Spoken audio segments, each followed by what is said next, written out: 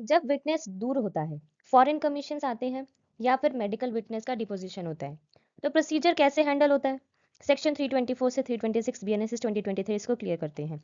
चलिए समझते हैं step by step and welcome to your law buddy.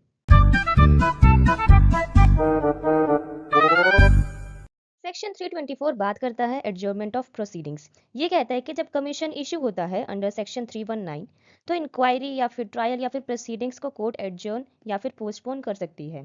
Adjournment का जो टाइम है वो रीजनेबल होना चाहिए ताकि कमीशन एग्जीक्यूट हो और रिटर्न हो सके। ठीक है, मतलब कि कोर्ट वेट करेगी पर अननेसेसरीली लॉन्ग डिले नहीं होगा। सेक्शन 325 बात करता है execution of foreign commissions. Clause 1 कहता है कि सेक्शन 321, 322 या फिर 323 के जो प्रोविजंस एग्जीक्यूशन और रिटर्न ऑफ कमीशन के बारे में है, वही रूल्स फॉरेन कमीशंस पर भी अप्लाई होते हैं। ठीक है। क्लॉज 2 कहता है कि दो कैटेगरीज के कोर्ट्स, जजेस या मजिस्ट्रेट को कवर किया गया है। सबसे पहला आता है कि इंडिया के अंदर वो एरियाज जहां ये संहिता एक्सटेंड नहीं होती, यानी कि सेंट्रल गवर्नमेंट नोटिफिकेशन के जरिए स्पेसिफाई करेगी कि कौन सा कोर्ट या मजिस्ट्रेट कमीशन एग्जीक्यूट करेगा।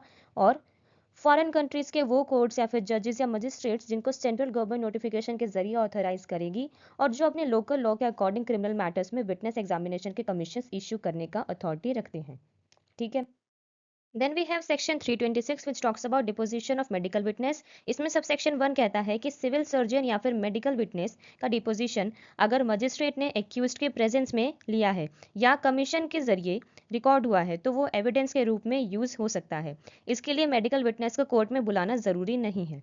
वेयर एज जो सबसेक्शन 2 है, ये कहता है कि कोर्ट चाहे तो अपनी मर्जी से मेडिकल विटनेस को बुला सकती है और अगर प्रोसिक्यूशन या एक्यूज्ड एप्लीकेशन करे तो कोर्ट कंपल्सरली उस विटनेस को समन करेगी और उसका एग्जामिनेशन करेगी। ठीक है। So this was simple explanation of section 324 to 326. If you found this video useful, do not forget to like, share and subscribe your law buddy for more such legal content. Thank you.